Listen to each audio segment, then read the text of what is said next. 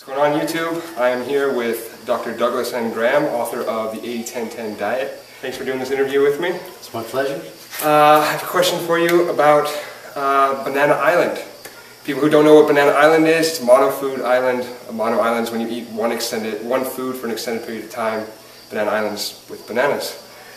When do you recommend Banana Island, and for who? I use Banana Island as part of a emotional release program that I teach. But we don't make it a terribly restrictive Banana Island. To be quite honest, we eat bananas and then some lettuce and celery and maybe cucumbers even. Serve bananas in different formats. You might blend it or dice it or freeze it for any number of reasons to serve it different ways.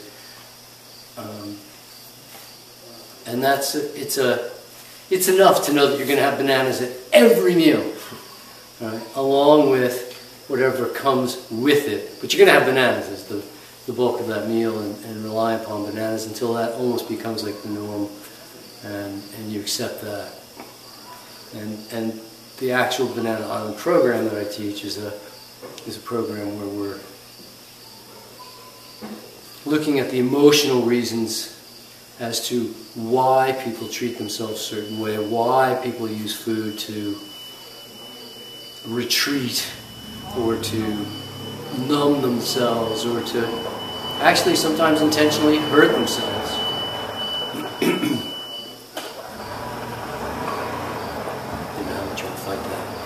And so that's an actual program that I call Banana Island. People come and we do a bit of fitness activities, and we really do a lot of work with emotions and learning how to separate emotions from memories so that we can get free and in the moment rather than hanging on to old emotions from the past and locking them in with certain memories. I mean, we want to keep our memories, but we don't really need to. The only emotion we need to have is the one that we're having right now. So, explaining how a lot of that works and taking the time to do that with people.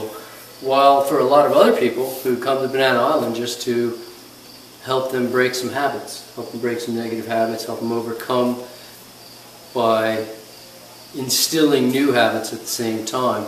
So we're not creating a void, we're just saying, okay, let's put these old habits into the past and we'll introduce some new ways of eating that are quite acceptable. In a sense, we're making food incredibly important. It's the focus of the week, but in another sense, we're making it very unimportant by just saying, look, it's just going to be bananas. We make eating less important. Food's still important, but the eating process itself, we just go, look, it's going to be bananas. If you're hungry, you eat. If you're not hungry, you don't eat. Rather than, oh, I'm tired, I'm going to eat, or I need some stimulation, I'm going to eat, or I want my food to excite me or numb me, or food stops doing all those things. It just becomes a very simple, are you hungry, are you not, and we start to understand what that's all about. People can do it on their own pretty safely for a week.